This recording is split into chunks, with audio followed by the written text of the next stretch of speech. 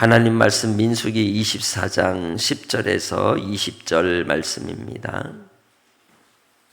민수기 24장 10절로 25절까지의 말씀, 25절까지입니다. 같이 함께 봉독하도록 하겠습니다. 같이 읽겠습니다. 발락이 발람에게 노하여 손뼉을 치며 말하되 내가 그대를 부른 것은 내 원수를 저주하라는 것이오늘 그들에게 축복하였도다. 그러므로 그대는 이제 그대의 곳으로 달아나라. 내가 그대를 높여 심히 존귀하게 뜻하였더니 여호와께서 그대를 막아 존귀하지 못하게 하셨도다.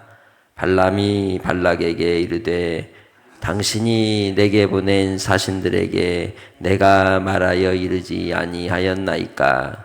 가령 발락이 그 집에 가득한 은금을 내게 줄지라도 나는 여호와의 말씀을 어기고 선악간에 내 마음대로 행하지 아니하고 여호와께서 말씀하신 대로 말하리라 하지 아니하였나이까.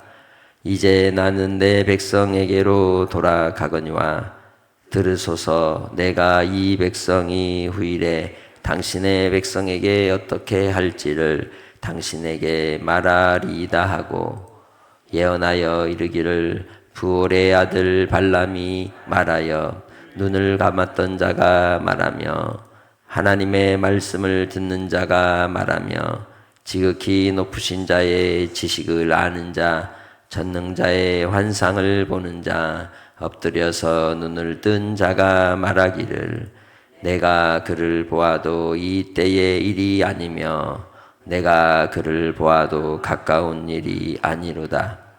한 별이 갑에서 나오며 한 규가 이스라엘에게서 일어나서 모압을 이쪽에서 저쪽까지 쳐서 무찌르고 또 셋의 자식들을 다 멸하리로다. 그의 원수 에돔은 그들의 유산이 되며 그의 원수 세일도 그들의 유산이 되고 그와 동시에 이스라엘은 용감히 행동하리로다. 주권자가 야곱에게서 나서 남은 자들을 그 성읍에서 멸절하리로다 하고 또 아말렉을 바라보며 예언하여 이르기를 아말렉은 민족들의 으뜸이나 그의 종말은 멸망에 이르리로다 하고 또 가나안 족속을 바라보며 예언하여 이르기를 네 거처가 견고하고 내 보금자리는 바위에 있도다. 그러나 가인이 쇠약하리니 나중에는 아수르의 포로가 되리로다 하고 또 예언하여 이르기를 슬프다. 하나님이 이 일을 행하시리니 그때에 살 자가 누구이랴. 기띔 해변에서 배들이 와서 아수르를 학대하며 에벨을 괴롭힐 것이나 그들도 망하리로다 하고 발람이 일어나 자기 곳으로 돌아가고 발락도 자기 길로 갔더라. 아멘.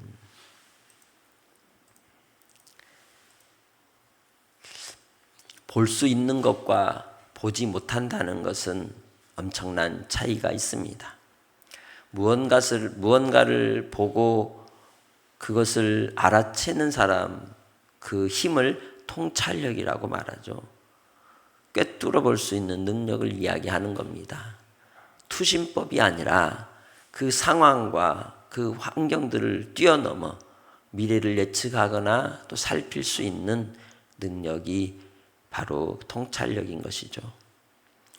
발람에게 하나님께서는 그를 사용하시고자 하는 그 도구로 쓰실 때에 통찰력을 잠깐 허락하신 겁니다. 그가 이방의 선지자이지만 그러나 하나님께서는 그를 잠깐의 도구로 사용하여 하나님의 뜻을 계시하시고 나타내셨지 그가 구원받을 대상은 아닌 것입니다. 분명한 것은 하나님께서 일을 하신다는 거예요. 우리의 생각과 우리의 판단의 기준과 한계 아래서 하나님이 일도 우리가 측정하거나 혹은 예측할 수 있는 것이 아닙니다. 다만 주께서 말씀하시는 바를 하나님이 일하시는 것이죠. 그래서 이 세상 가운데 하나님의 나라가 전파되고 확장되어 가는 그 선교를 이야기할 때 미시오데이라고 말합니다. 하나님의 선교라고 얘기하는 거죠. 하나님은 하나님께서 친히 일하시고 역사하시고 주관하신다는 겁니다. 교회나 또 사람은 그 도구일 뿐인 겁니다. 우리가 아무리 힘을 쓰고 애써서 무언가를 이룬다 할지라도 그것은 주께서 우리를 도구로 사용하실 뿐이라는 것입니다. 다만 우리는 하나님의 일하심을 볼 수 있는 지혜와 눈을 가지는 성도들이 되시길 바랍니다. 그럴 때 하나님이 그 뜻의 비밀을 알게 하시고 그 비밀을 따라서 우리로 하나님 앞에 영광의 찬송이 되어 주님을 자랑하며 주님 안에 거하는 자가 되고 주님 안에서 이 시대 속에 나에게 주어진 삶의 길을 걸어가는 은혜를 입게 되는 줄 믿습니다. 세상이 변하고 요란하고 혼란스러운 상황 속에서도 우리가 믿음으로 그 길을 가면서 흔들리지 않을 수 있는 비결은 그러한 통찰력이 있느냐 없느냐에 따르는 겁니다. 본문에 나타난 이 발락은 모압 왕으로서 지금 그의 마음은 어떨까요?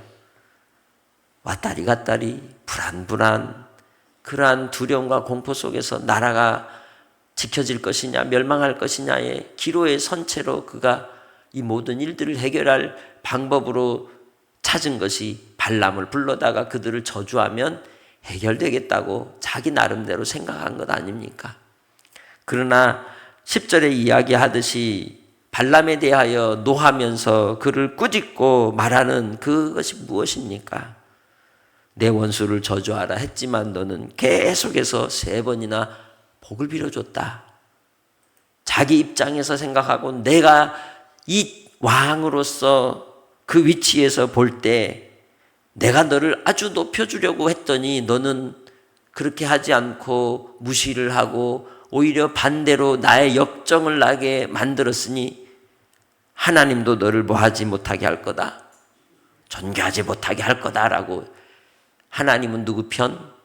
자기 편인 줄 착각하고 있는 겁니다. 그렇게 통찰력을 갖지 못하면 모든 기준은 자기가 되는 거예요. 자기 기준으로 사는 사람은 결국 멸망의 길을 자초하는 인생이 되고 마는 겁니다.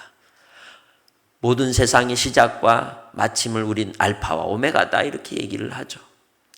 알파와 오메가 되시는 분이 누구입니까? 하나님 우리 아버지 여호와이십니다. 하나님이 기준이 되고 하나님이 주관자가 되시기에 우리는 하나님께로 맞추어 생각하고 하나님께로 맞추어 살아가고 하나님께로 맞추어 우리의 판단을 내려놓고 주님의 뜻에 구하여야 함에도 불구하고 순간순간마다 우리는 그 생각을 잠깐 숨기고 나의 생각으로 채우기를 원하는 데 있는 겁니다. 분명한 것은 하나님께서 발람을 통하여 아버지의 뜻을 더 깊이 나타내신다는 거죠. 더 큰 미래의 일들에 대하여 드러내십니다. 그러면서 발람이 뭐라고 얘기합니까? 발락에게 당신이 내게 보낸 사신들에게 내가 분명히 말하지 않았습니까?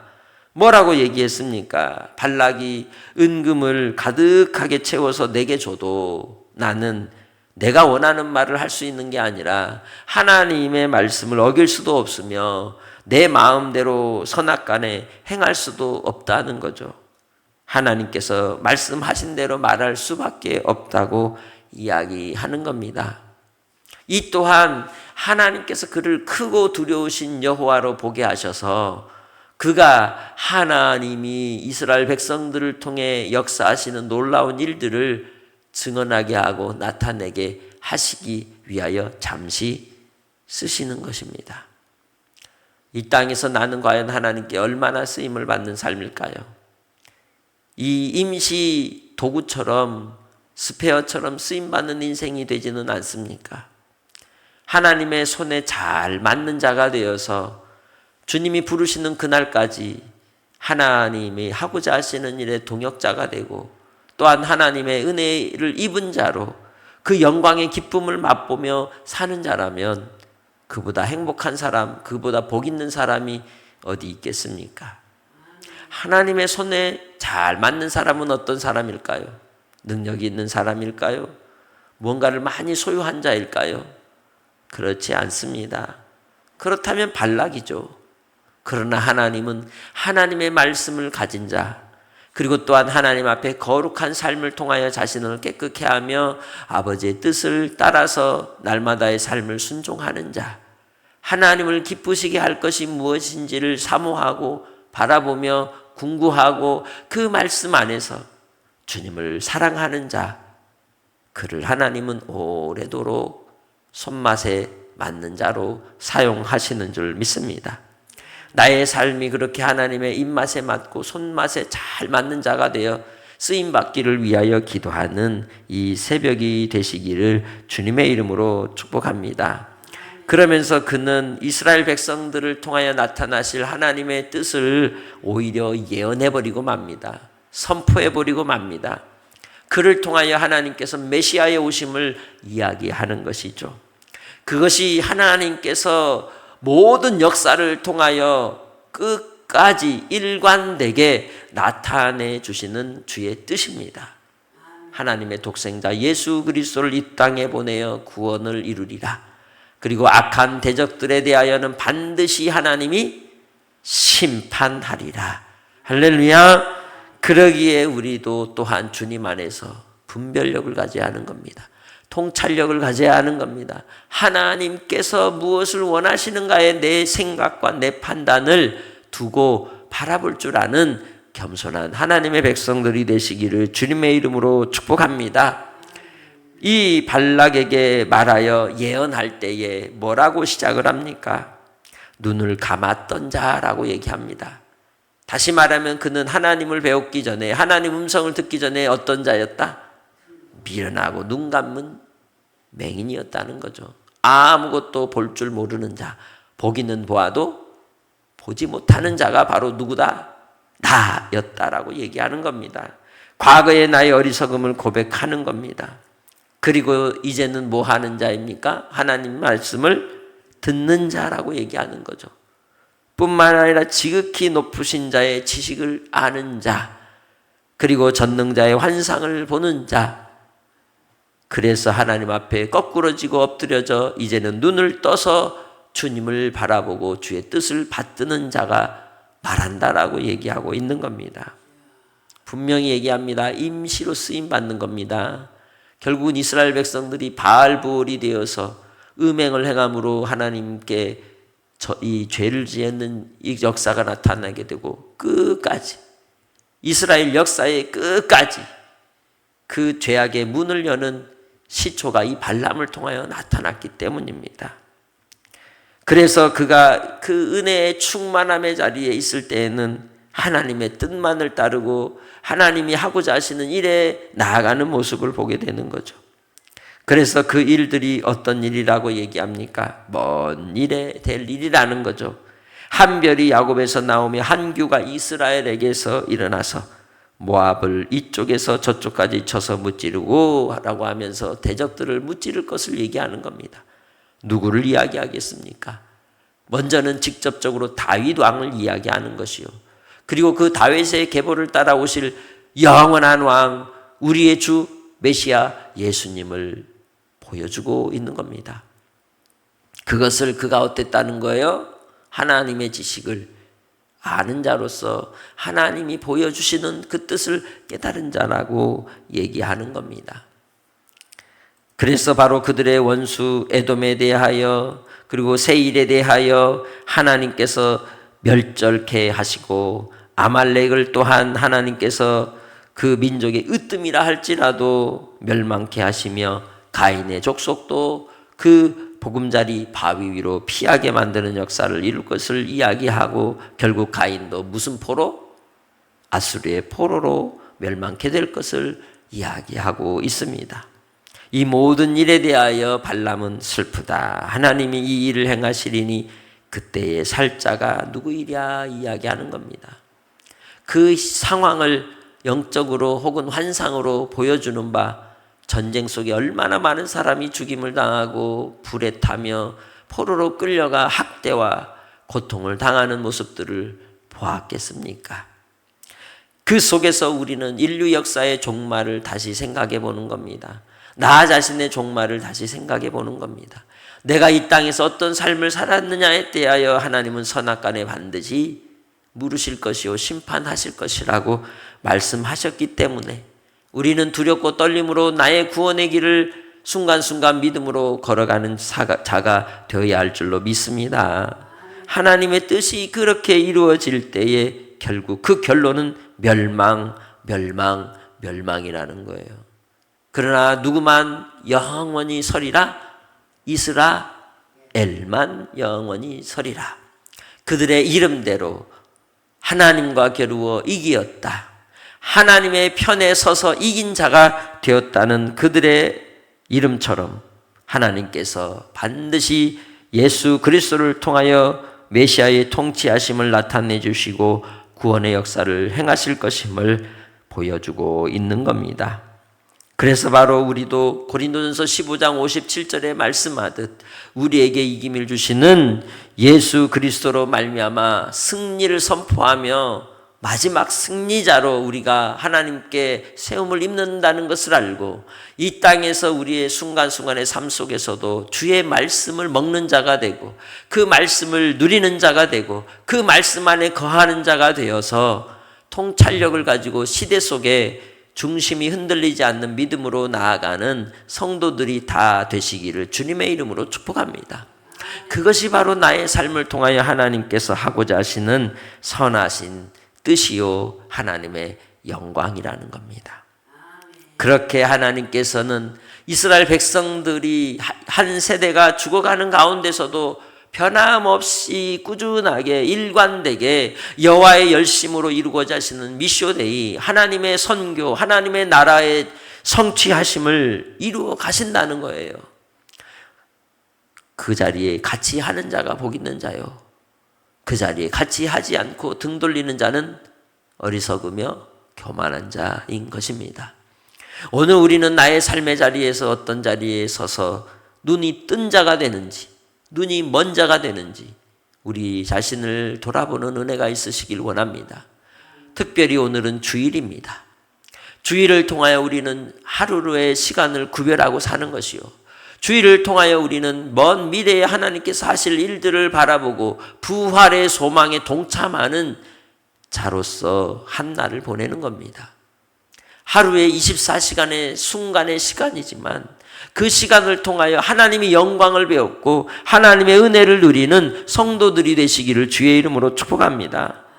그러면서 25절에 발람이 일어나 자기 곳으로 가고 또 발락도 자기 길로 갔더라. 아멘. 결국은 그 마음을 여는 자와 그 마음을 닫는 자는 분명하게 가는 길도 달라지는 것이죠. 요한계시록 3장에 기록된 라오디게아 교회에 대하여 주님이 하신 말씀을 통하여 그들이 부요한 자 같고 건강한 자 같으나 실상은 눈이 병들었고 그리고 헐벗은 자여서 예수 이름을 가졌을지라도 아무것도 아닌 자임을 주님께서 지적하셨습니다.